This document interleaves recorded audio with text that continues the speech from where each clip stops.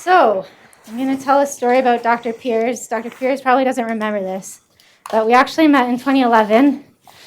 I was doing a placement in physiatry in Edmonton, and at the time I played for BC Wheelchairs basketball team, and I needed a ride to keep up with my practices. So at one point, Dr. Piers gave me a ride to a practice in Edmonton, and I was just like, it's like meeting a celebrity. So Dr. Piers is a Paralympic athlete, and at that time, they were the top wheelchair basketball player in Canada. And this isn't in your bio, but Dr. Piers is actually in the Canadian Sports Hall of Fame.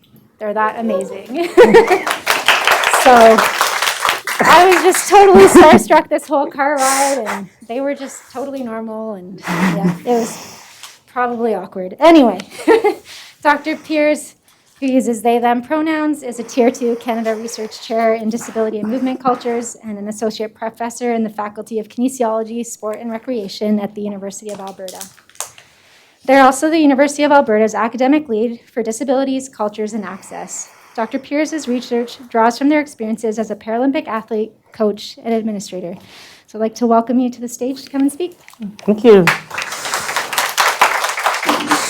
Well, now I'm drawing the connections. You didn't tell me this before. Can everyone hear me okay with the mask on? If there's anyone that is reading lips, just let me know. So yeah, my name's Danielle. I am wearing a yellow floral shirt. I'm non-binary, mask presenting, very white person with blue eyes, wearing a substantive mask and glasses, and I'm seated in a manual wheelchair. Today, I'm using the University of Alberta slides, which are green and gold. They have an image on it of myself dancing with Professor Lindsay Eales, who's a mad scholar, also of kinesiology at University of Alberta. And we're bathed in red light. I'm perched up on my front casters, and we're balancing sort of on each other tenderly and maybe with a little bit of a desire in our eyes.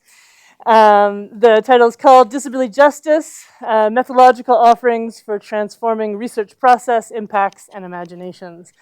It looks like there's some translation happening through slides that we'll work through as we go.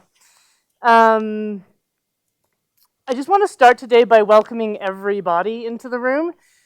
One thing that Lindsay has said, and one of the reasons they're on the first slide, is they helped create an earlier version of this. And a quote that they have that I come to all the time is that we do not have bodies, we are bodies.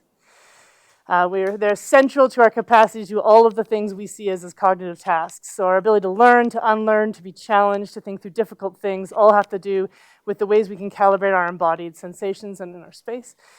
And so I really want to just take a moment and first of all recognize that y'all are masked, and that means I get to be here in this space. This is only the third in-person conference I've been to in over 5 years. I've done keynotes where they've masked, then everyone tears off their masks and goes. So I just want to thank each and every person who has allowed me to be here in body, and each and every person online who cannot be here on body, and just to know that this makes a world of difference, and this is how we allow disabled people to survive. So if you want to think about the small things you can do to support access, this is a huge thing you can do to support not only access, but survival of lots of disabled folks. I want to make you feel comfortable to do what you need to do. So to move, stretch, lie down. There's lie down space up here if that's something your body could use. I spent most of grad school lying down in the corners of conferences. By the end of it, half the conference was lying down. So if you want to be the first, I welcome you. Move, stim, knit, draw. Do the thing that you need and you want that allows you to be in the space with your body, in your body, of your body that work for you. I want you to feel free to let me know if I need to slow down, repeat something, clarify something, give me a wave. I know I can't see the folks online as well. And also, this is a important thing. This is a learning space. You do not have to get things right. I guarantee there's nothing you could say to me that I haven't heard before that will offend me. This is a really important thing. One thing you learn in sport is that doing something right all the time is the enemy of learning to do something well. And so we have to be able to make mistakes if we're going to learn. It's just important, following Tracy Lindbergh's advice, that these are kind mistakes and that we're asking genuine questions. And so that's the thing I ask of in this space, that we're holding people, everyone in this space, in dignity. From what I've seen, I don't have to worry about that in this space. I only talk about land after I've done my access introduction because it's important that each and every one of us can access land. Often it's done as a transition into a space. People are still rushing in, getting their bags down. But I want to take a second and actually breathe and be in and of our bodies on this specific land or the land you're on if you're online, and to think about where you are and the knowledges and the peoples and the stories of those lands. I do my work at a Miskwichi-Wiskaikan, which is colonially known as Edmonton and Treaty 6 territory. We're here, those who are here in their bodies is on Treaty 7 territory. And I want to think specifically about the lands and the people on that in terms of the Blackfoot Confederacy, the Tsuut'ina Nation, the Stoney Nakoda, and of course there's also a homeland of the Métis. I start with this slide. This is from a project I was honored to be part of called the Miskwichi's Disabilities Futures project, and this was co-led by a number of community people in the Miskwichis community. Miskwichis, for those who don't know, is about an hour outside of Edmonton. It is a community of 4 discrete Cree nations, and it was led by Grand Chief Littlechild. And on slide, you'll see an image of 4 teepees, a part of a circle against a large blue prairie sky, and there's a silhouette of an elder sitting in front of one of the teepees. This was an image chosen by the community, and a quote from the report from Lori Buffalo, which says, "In Western understandings of disability, there's a tendency to reduce something, so we're no longer responsible. How can we maintain that distance?" And you'll see this in your ethics applications, and you'll see this in what's considered professional in your practice, right? In the Nahiawak worldview, it is, how are we attached to this? How are we responsible to this? And so I asked today, we talked about policy. I do work in policy. We do work in space. I do work in space. But I think the primary point of intervention is that of imagination. We cannot build worlds. We cannot imagine. And that is part of prefiguring and creating the worlds we want to be in, is having that capacity for imagination. Imagining how are we responsible, how are we connected, not just how can we be objective or experts on something. So you've talked a lot about different models, so I'm going to be very brief. We're going to talk about just a very few quick harmful stories of disability, overviews of a lot of the stories that can be both dangerous and useful, depending on how they're used. But I'm going to spend almost all my time today talking about what makes disability justice different than the other kinds of ways we talk about disability. Oh yeah, I have one of these. I like to wheel anyways, it makes me feel better. So instead of talking in general about harmful approaches, I'm in kinesiology, I'm in the health sciences, and there's a couple ways that we mobilize disability, often by people who are extremely well-meaning that we know from disability communities cause harm. So using pity to sell fundraising and grants. So we start our grants by this percentage of disabled people experience disability and their lives are terrible. And I'm going to get all this money to do this awesome things for those people. And unfortunately it works, right? We know it works because we know a whole bunch of charities use this information, but it's really antithetical to the kinds of things we're trying to do. And so we need to be creative about the kinds of different stories we can tell that can get people excited about disability, other than talking about how their lives are terrible, so we're going to help them. Second thing, we use disability as a tragic cautionary tale to motivate healthy choices. So on screen, there's 2 examples of these. There's an image that was all over bus stations in Edmonton. I don't know if it happened here, but it's a small white child. Small white boys are the way they sell almost all of these things, including breast cancer, interestingly, in a black and white image that says cystic fibrosis is like drowning on the inside, right? And this is from a Cystic Fibrosis Foundation. They are trying to do good work, but they're still using this image in order to make money. The second one is a young white man sitting in some sort of industrial environment looking at his phone, and then it's cut over the half, and the bottom half he's in a sort of terrible hospital wheelchair in what looks like a hospital institutional space, and it says, "Distractions at work can be dangerous." You can see this on smoking cartons and so on. We're using disability as a cautionary tale. Wouldn't it be horrible if you end up disabled? And that's how we're going to make you try and live a healthy lifestyle. The last one, I probably don't have to tell folks, is the back to normal, the idea of herd immunity, the stuff that's coming out of COVID research. My personal favorite is the program is a success. People who died are mostly only people with pre-existing conditions. There's a lot of other ways to tell that story that hold people with disability in dignity. Okay. So, use your imagination and creativity to find the way this pops up. If you find yourself using this, you are not a bad person. These are images and stories that circulate all through our culture. And so it's about learning them and learning how to tell a whole bunch of different stories that can get people excited. Medical approaches. I am not someone against the medical model. I am alive and here today because I've had 2 heart surgeries. I'm all for it. Medical intervention can be necessary or desired. Some of the first widespread disability justice movements were ACT UP. Folks with AIDS pushing hard for medical inventions that would save their lives. Long COVID, people pushing hard for medical interventions that'll save our lives, right? It doesn't mean that we're against medical interventions. What's important is to think about, is this a problem for you? And how is this a problem for you? Are the 2 questions we want to ask when it comes to disability. If it's a problem for you, and it's a problem, a way that medicine can solve, amazing, you're part of disability justice, right? But it has to be about what the person, how they imagine their own world, how the communities imagine their own worlds. So disability approaches can be incredibly affirming. I don't have to tell physiatrists this. They're doing a lot of work that are helping us access things that are crucial to our life, and they can also be eugenic. So deaf communities, autistic communities are often faced with folks whose entire goal in life is to help them by basically making sure no humans like them ever exist again, right? And so it can have both, which is again important that we listen to community. Another really danger of medicine is that medical experts are gatekeepers. A lot of the things that any of y'all can just go and do, I need to go and get medical folks to tell other folks that I should be able to do it, including learning. And so if you're someone who's in a medical profession, you're a gatekeeper, but actually you often have almost no information about that context. And so we can be guerrilla gatekeepers. We can try and reduce the degree to which people have to put labor into processes to just basically access their rights. And very quickly, the last thing I want to talk about is accommodations. Accommodation is rights-based, but is entirely in Canada medical-based. You don't get accommodation unless you can access that information through medical gatekeepers. This is really important. We're going to talk about why we really need to think about this through disability justice. This is about one-off exceptions for an individual who's facing disability discrimination, so it tends to be individualized. When I talk about accommodations, I talk about accommodations accommodate institutions. They don't necessarily accommodate humans. Accommodation is a legal loophole through which an institution can continue to do discriminatory things so long as it offers one-off exceptions. Now, accommodations are amazing tools. I don't want to get rid of them. They're important. But also we need to think about the ways that these are largely accommodating institutions from having to change, not just about supporting individuals.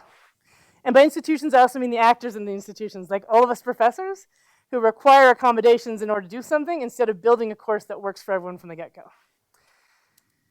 Okay, so the last form that disability justice is part of is socio-political approaches.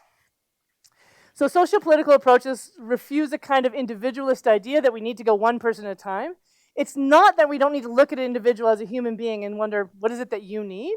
And be flexible to that. But we're thinking about how we collectively make changes that serve all of us, not just individually make changes as we go along. And so it really focuses on transforming barriers, not just there, and for whole communities, not just accommodating individuals. So a socio-political approach could be about getting access to an amazing form of rehab or amazing form of medicine for my entire community that hasn't been there before. That can be a socio-political approach. But it's community-based and it's around creating larger access and larger quality of life and dignity for a large number of people. One of the downsides of lots of forms of social activism around disability is it's been very often one impairment group at a time. So lots of folks who look like me, white chair users in wheelchairs, getting funded by Rick Hansen Foundation to do stuff that serves largely our community, right? And then you have work that is often, I would say rarely, actually deeply intersectional. So the little universal accessibility images of the white figure in a wheelchair is actually quite representative of how a lot of disability policy happens in Canada. My PhD was actually tracing disability policy throughout Canadian history and its intersections with things like immigration policy, race-related policy, and how deeply entwined they were. I can tell you over 90% of policies are designed to serve exactly that white person in a wheelchair and to absolutely not serve other communities at the intersections. And so those are the things that disability justice is set to change. On screen, there's an image, sort of stylized image of the 10 major components of disability justice. I'll go through all of them. It's written in cursive. It's a bit hard to understand if you're not someone who reads all fonts equally, but it's a photo credit from the Disability Justice Network Australia. I'm going to offer these 10 different forms of disability justice, these 10 principles. I'm going to talk about how that applies to our teaching, to our research, to the things we do every single day. And I'm not going to do it in this order. And the reason I'm not going to do that in order is just pedagogical. I think there are some things we need to build in this space first before we can start thinking about things like intersectionally in a robust way. But intersectionally, importantly, is the first thing they talk about there, because the disability justice comes out of communities of color, Indigenous communities, folks with disabilities, not academia. They actually come from a movement culture. It often comes out of folks who were from, for instance, Invalid or other movement cultures that were doing sport-based movement. And so this is sort of work that starts with intersectionality. And so I will get there because I think it honors the spirit of the work. These are transformative and collaborative approaches, and they're trying to find inclusive worlds for all of us, not just the us of us, if that makes sense. And this starts at the community up. What I love about teaching about disability justice is that there's not a single person in this room, including me, that can't learn something from disability justice that changes the way we do things. If it changes how I think and talk to myself, that can be a disability justice movement. If it changes my imagination, if it changes how I teach, if it changes how I relate to my grandma, these are things that all help move disability justice because it's ground up. This is not something one policy is going to change. Yes, happy to. I get very excited and I talk quickly. Thank you. Okay, so now we're into anti-capitalist politic. We're going to talk about this deeper. So, anti-capitalist politic is not about waiting until the revolution happens and then starting. That's not what we're talking about. We're talking here about a change of imagination, about the ways that capitalism not only affects all our lives, but actually has been influences our values and imaginations for each of us. So the quote here, all of these quotes, unless otherwise cited, are from Patty Byrne and Sins Invalid. Am I on screen throughout this whole thing? I'm good? Okay. So people have inherent worth outside of community relations and capitalist notions of productivity.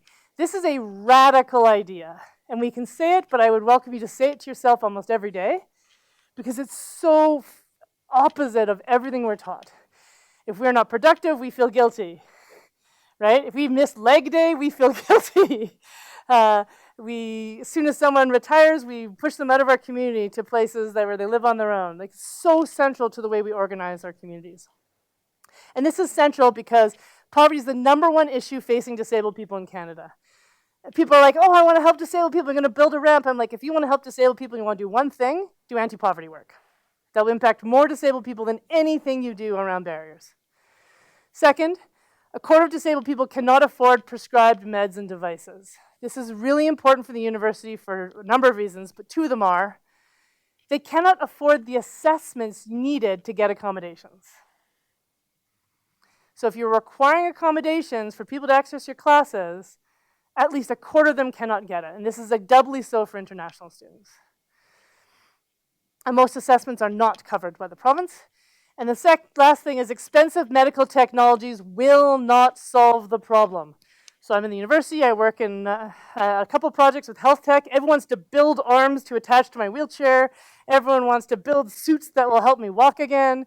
Everyone wants to do these things. And I'm like, I could actually use a better door opener on her. Like, can you put your technology onto that? Because that's working on 1800s technology over there, right? Technology will not solve the problem. Individualized, expensive technology will not solve the problem. If it does, it'll solve the problem for exactly 3% of us. Okay. Which doesn't mean technology can't be super helpful and cool and be serving disability justice. But we need to think about that. Who's going to afford it? Who's going to access it? Okay, number 2, recognizing wholeness. None of us are lacking. Disability is a natural human variation, not a lack, not a problem to be fixed. We ask if and how this is a problem for you. We don't assume. Biodiversity enables collaboration, creativity, intimacy, and innovation. Marcus famously says, disability is an art, it's an ingenious way to live. You get a disabled person who's been mobilizing their entire life, and I'm talking across any disability, and you put them in a space like this, where access needs to be thought about, we become superhuman. Because we're so used to having to creatively navigate all of our situations all the time that now we have all this creative energy. We can build accessible things with duct tape and dreams, right? So that's a huge part of it. Like all communities who face oppression, we develop incredible skills at navigating those systems, and so we become creative. And then disability pride and disability cultures are validating and affirming in the face of microaggressions. So people who are saying, I'm autistic, I'm crip. These are words that come out of communities negotiating and navigating their lives around shared meaning. And we'll talk about this in a second. This is Leroy Moore, a Black disabled artist and disability activist, disability justice activist from the States. Am I going slow enough now? Okay. All bodies are unique and essential, he says. All bodies are whole. All bodies have strengths and needs that must be met. We are powerful not despite the complexities of our bodies, but because of them. We move together with nobody left behind. This is disability justice. If you put one poster in your lab, this is the one I suggest you do, and have people hold you to account. This is a central orienting principle that changes our imagination of our worlds and each other and our own lives. This will increase the quality of your life for the next 50 years of your life. So what does this look like? So at the University of Alberta 2 years ago, we started Disability Cultures and Access. I'm the academic lead right now. We have a council that we've put together that's cross-disability and intersectional.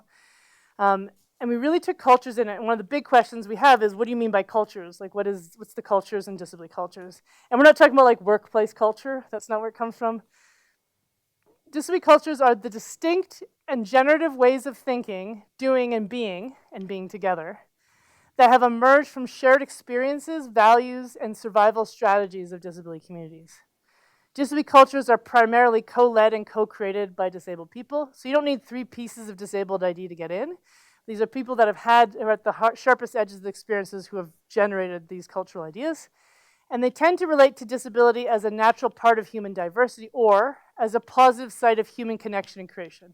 So deaf culture is one of the earliest written about, established forms of disability culture. Many, many, many forms of these cultures exist, but they're hard to happen because we're often existing in isolation. Most of us don't necessarily grow up in communities and families that have the shared identities and value those. We don't have disability bars the same way we have gay bars, so we don't have these spaces of cultural connection as often. And when we do, these are spaces of segregation that are often able-bodied led, like disability sport, right? So disability culture is one of the real keys to this stuff working. Okay, leadership of those most impacted. So this comes from the disability idiom, nothing about us without us. That's great, but then the us tends to be someone like me. We have a privileged white chair user, and I get to stand in for disability in all the spaces I'm in. But Aurora Lavina Morales says, sorry, we are led by those who most know these systems, right? Not each of us is equally impacted. So folks who I know who do autistic research with youth, they almost all have parent committees, right? So you have their parents come, and they're the ones who are there. You're getting your community group that you're getting all your information from, you're testing everything from, and then you go and you do research with autistic youth. They don't go and get autistic adults who have been through those systems, who have been impacted by those systems. That's extremely rare. It does happen, but it's extremely rare. And most of our ethics systems really don't want us to do that. They want us to talk to the parents, right? So this is an example of doing research that is about leadership of those most impacted. We find the communities that can support us who are most impacted by this. I will say another thing about that. We did a project at U of A where DATS has been a problem. The specific disability transport system is a major problem at University of Alberta. And we had some DATS users who were in Humanities 101, which is like an open university project. And they talked about all the problems they're having with DATS, and they did a citizenship science project where they talked to all their friends who use DATS, and they came up with this project as their end result. And through the council, we brought this to the people who were in charge of infrastructure at University of Alberta. And to my surprise, they were like, great. They gave honoraria, they came and worked together. They had them walk them along the problems. They worked with City of Edmonton, and we were actually able to change the disabled adult transportation system to match exactly the themes that community had suggested needed to change. That's how you change a system. Not someone like me who theoretically could use it, but I don't use it, I drive. Okay, now I'm gonna be in the middle, and I'm now finally where people start, intersectionality. We do not live single issue lives. Our genders, our sexualities, our income, our culture, our race, these all impact all of our experiences, including our experiences of disability at a fundamental level. Intersectionality describes the experience of living at multiple disabilities. This is how, or at multiple intersections. This is how it's often used. Like, I have intersectional identities, right? I'm queer, I'm trans, I'm disabled, chronically ill, I live that. But that is not at the heart of what the research actually means. That is not the work that Crenshaw was doing. What they're really talking about is the way that systems overlap with each other, right? Systems, barriers, these things overlap in ways that fundamentally change our experiences. So programs of research that are built on single identities rarely actually serve disabled people, and they rarely serve parents, and they rarely serve elders. And so we have these very elder-specific projects that aren't thinking intersectionally, and then we have disability-specific projects that aren't thinking about race and income, and so we have projects that at best can serve 15% of the population. It's bad research, right? And so this happens at this moment where when we're trying to isolate variables for more consistent outcomes and more statistically significant outcomes, we're reducing human variability. This is a major problem with our ethics and our systems of research in general. And so we create solutions that don't actually work for most people. And a great example of this on a large scale is our disability census. So we already went over, thank you for going over earlier, a lot of the parts of disability census in Canada. But I'm going to talk about a few problems when I don't think intersectionally what happens. So one of the stats very few people realize is 3/4 of us have more than one type of impairment. So when you have parasport, for example, and this is for wheelchair users, and this is for folks with visual impairment, that 3/4 of people before you start can't compete in any of it, right? So we have a fundamental problem there. We also have a problem because Stats Canada and all of their statistics only deals with private, basically single occupancy housing and apartments. So no hospitals, no group homes, no long-term care, no unhoused folks, no folks who live on quote-unquote reservations. Interestingly, Stats Canada in general does, but the disability census does not. So we are not counting Indigenous communities in this census. If we look at who is most likely to experience disability in Canada, that's kind of like doing a census on teachers and refusing to deal with anyone who works in a school, right? We're fundamentally skewing our data towards employable, middle class, wealthy, disabled people. So our stats are terrible. Importantly, disability increases your rates of poverty and discrimination. We've talked about that a bit. But also, discrimination and poverty drastically increases your rates of disability. So Indigenous women, for example, through another study, not Stats Can, show 3 times the disability rate of a white man in Canada. So the greater your experience of disability, the greater oppression, the greater your experience of disability. And this is for a whole host of reasons: access to safe housing, access to safe employment, access to safe air and water, experiences of trauma, intergenerational and first generation, issues when you're actually trying to access the healthcare system and having racist interactions or ableist interactions in that system. All of these affect that. Okay, commitment to cross-movement organizing and vice versa. Every other equity denied group is part of the disability community. If we're not thinking about these things together, then we're actually not thinking about disability. We're just thinking white, wealthy disability. Access is not just a disability issue either, right? It describes the removal of systemic, often naturalized barriers in order to enable full, meaningful, safer, and more equitable participation for everybody. So other groups also experience access issues, right? We don't do Indigenous research in particular parts of campus because we know cops will go and harass people, right? We know that access is an issue. It's an issue for reasons of discrimination.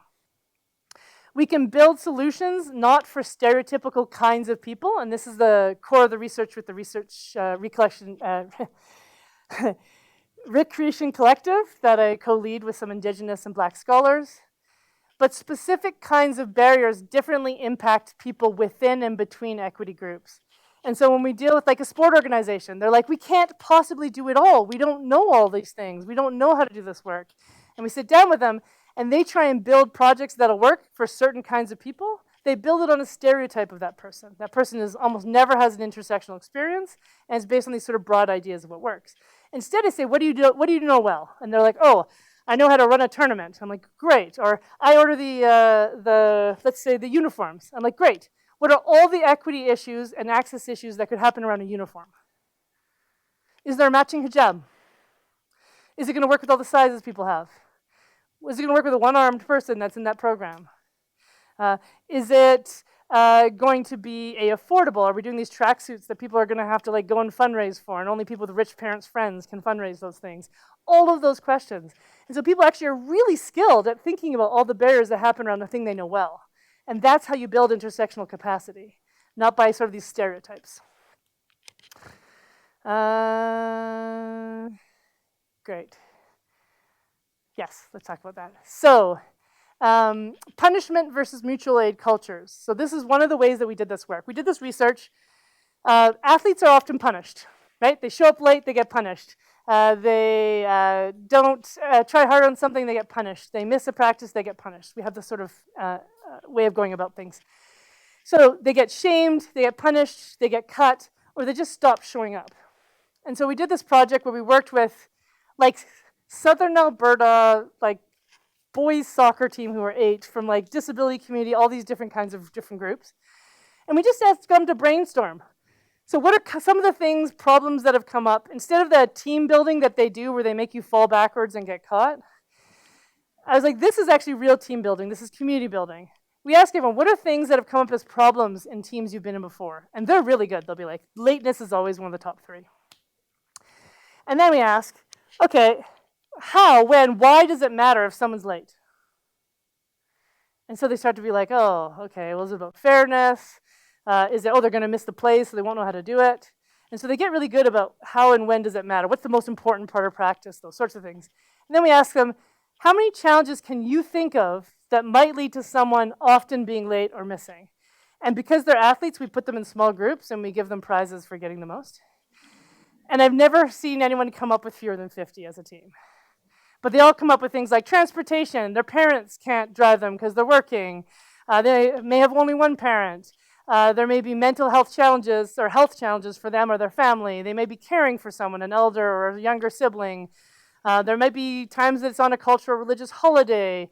They might need to work to support their families. They might be having problems at school. They come up with all these issues. And then I'm like, okay, well, what can we do collectively to solve that problem? And they're exceptionally good at this. And we do that before there's an issue, before that person becomes an issue. This is how we build the capacity to think intersectionally. This is how we build the capacity to think in justice-based ways. So mutual aid, this idea of really thinking about the systemic problem and how a 10-year-old kid can intervene into it, can show us all how we in our own positions can intervene into these issues all the time, even if we can't rebuild a building, right? Interdependence. We meet each other's needs as we build towards liberation. None of us are independent. We're all together. Autonomy is not the same thing as sovereignty. We value interdependent flourishing. We build ways to go forward together so we all succeed. We don't always look in our medical thing about how we help someone become more independent all the time. I love the way you worded that. We support actually interdependent communities that can support each other. Anyone here made all their own clothes and all their own food today? You can tell me otherwise. But otherwise, we recognize we are essentially interdependent.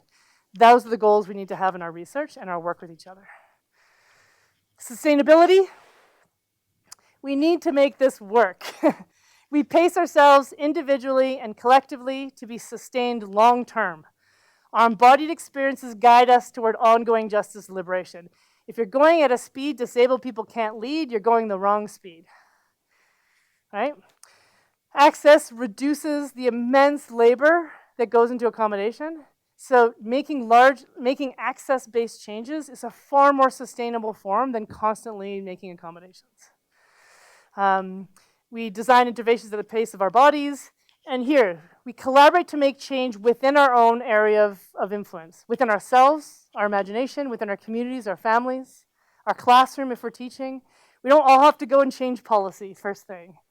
Right? We collaborate here, and as we get skilled and we create communities and relations, we build out to increase that sphere. It's a sustainable way of doing research. We don't burn ourselves out.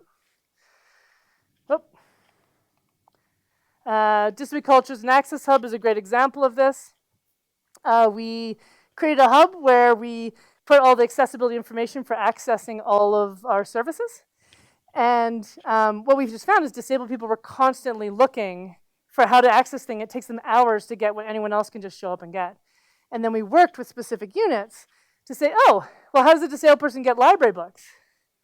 And like, oh, we have this thing. If you just end up talking to the right person, they can set this up for you. I'm like, great.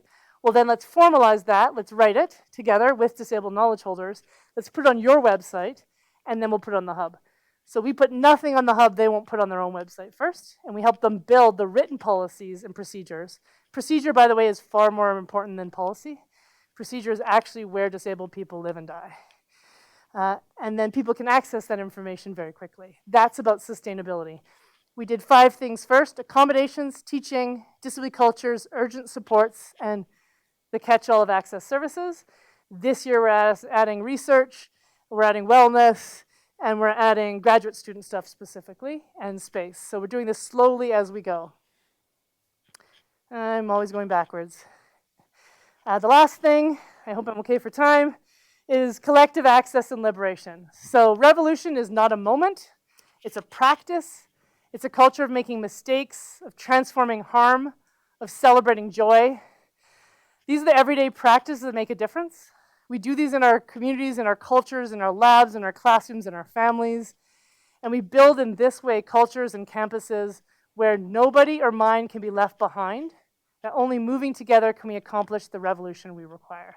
This is how we build the world, not only for those people we want to help, but for the people we are and we are becoming and who already exist in our communities. There's no justice, there's no access without all of us. Thank you.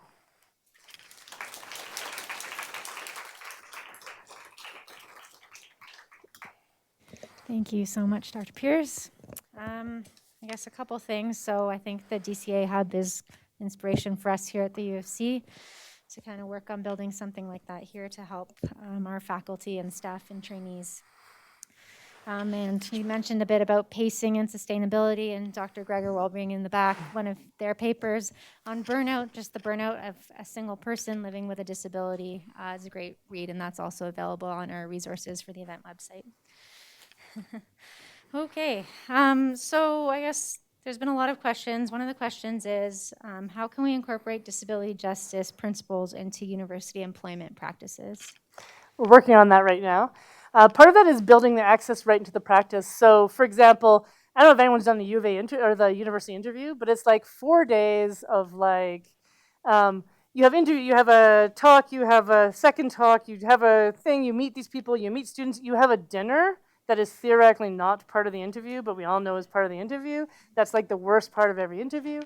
And then there's this possibility to potentially ask for accommodations, but you're outing yourself before you start. So we're not actually building even the interview process to be accessible to people, nor actually realistic in terms of what we actually need to do as scholars, right? It doesn't build relationality, it doesn't engage in that way. And then, actually, there's no way at universities, I know at University of Alberta, but most universities, because accommodations require this entire process of talking to medicine and getting these documents in, you can't actually negotiate your accommodations before you come somewhere. So I know at U of A there were 3 disabled scholars who didn't come to U of A when we had a CRC competition because none of them could actually pre-negotiate their accommodations they would need to survive, right? Third issue is, I don't know if you all know, disabled people can't immigrate to Canada very easily. We need to be rich and we need to have not very big medical needs. So Robert McGurr was actually going to take up a job at U of T once and couldn't come because their partner has a disability and couldn't come across the border. So there's very real structural things, but at base level we start by showing people disabled people are welcome here by increasing the ways that our actual ways of even interviewing people show how we will live disability in our cultures. And if we do that, people will be more confident that they won't need the accommodation, that they will be actually held in access in the spaces they have. No, One example. Yeah, great answer. And I'll just say that the most upvoted thing was your comment about disability bar, and people think there should be one. I mean, in New York, there's something kind of like that. That was really fun, sort of these gathering spaces of disabled folks. But yeah, definitely, yeah. I mean, queer bars aren't political spaces, but they became political spaces under duress, and we don't have those same kind of gathering spaces that we control, which is why it's important that actually we're controlling the spaces we're in that are disability-led, and we almost never are. Over 90% of people leading disability sport, for example, are non-disabled. Yeah. Yeah, great point. Someone has asked, I'm a disabled person working in healthcare in the world. It feels like I'm a canary in a coal mine. How would you recommend sustainability and advocacy as a disabled clinician? Best advice I ever got, which you don't always have control over, was from Kim Sawchuk, who said the way to survive academia or any kind of position is to figure out who you can build your pillow forts with and spend as much time as possible in your pillow forts. And pillow forts are important. They're not necessarily places of safety. I mean, you're hitting each other in the face. But they're places of play. They're places of care. They're places where you lie down exhausted and you're comfortable. They're places where, you figure out consent as you go. And so play is actually really central to survival and finding those few relationships where play can exist. Because when you're doing this all without play, man, it's exhausting. But humans are wired to learn through play and are wired to survive through play. Thank you. Yeah, let's applaud that. Someone has asked if you could just suggest one resource to give to university instructors who want to better understand disability justice. I mean, one of the nice things is because these are made by non-academics, like look up the Sins Invalid website. It has the Disability Justice 10 principles, and then it has them sort of brought out into sort of what that means. I usually say for U of A, a great initial source is, and he doesn't necessarily name disability in this way, but Disability Politics and Theory. A.J. Withers is like a really great intro text that is like designed for practitioners, for people on the ground with Canadian examples. It's very cheap, it's $20, and it's really readable. These are the ways that sort of help you start to think in a systemic way. Yeah. Awesome. Do you mind just repeating that text again? Yeah, A.J. Withers, Disability Politics and Theory, or Theory and Politics. I can never remember the order, but Fernwood Publishing, $20. Buy it directly from the publisher, ideally. And then they can, if you buy that, they'll get you the accessible version if you want that. Just, you buy the text and they'll upgrade you. Great, thank you. I guess we probably only have time for one more question. Right now, the most upvoted question is, how do you find strength in your disability when it seems to only bring you pain, especially if you have a lifelong chronic condition? Yeah, so I have muscular dystrophy. I have a disability that's incredibly fatiguing. I spent most of my PhD actually palliative, with 50-50 odds of living 6 months. So fatigue is central. One of the reasons I speak quickly is I actually like to kind of just force my body through things. Pain is a big part of my everyday life. And so it's part of the reason I think a lot of social model work has been alienating for a lot of chronically ill and disabled people, because there are parts of disability that suck, right? Like, I want to breathe. I would like to lower my pain. I'd like to breathe better. I don't care about walking better, right? So like, we have our own ways of modalities of the things that are most important to us. And I think part of the strength of that is, community, building spaces that are actually sustainable, that assume we are bodies. Starting from the fact that we are bodies, it is terrifying when, as a grad student, being the first person to lay down in the front of the corner. Terrifying. But I brought my little camping mat. But very quickly you find out actually a third of that room actually could also use that. And so there's a way in which building those little forts, and again, making them playful. We had little like knitting circles. Bringing play, bringing joy, bringing creation. That's the thing that gives you joy. I had a great Indigenous scholar, Cindy Blackstock, who gave me this great advice when I asked her the same question when I was in grad school. How do you not burn out? And she taught me the difference between upstream activism and downstream activism. So when you're pushing against something, the harder you push, the harder it pushes back. Try walking up a stream like this, you'll feel it. That is essential to be doing that work at particular moments. I want to be very clear. But also there's downstream activism. There's figuring out where you want to go and figuring out how you can collaborate with whomever that's going to help us get there. And balancing those forms of activism allow us to do the work with, not just the work against. And I think that's the life-giving work. Yeah. Lots of rest. Thank you again so much for coming and speaking with us. Thank you.